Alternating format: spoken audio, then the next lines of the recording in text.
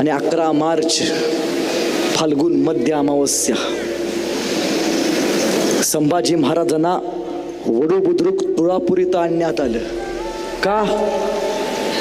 3 नद्याचा संगम आहे, भीमा, भामा, इंद्रायणी.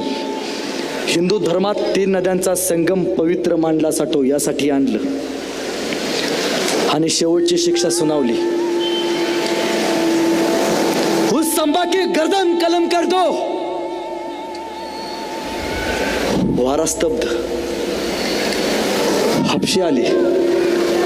वधस्तंभाला संभाजी महाराजांना बांधलं होतं. शमशेर बाहेर काढली. सब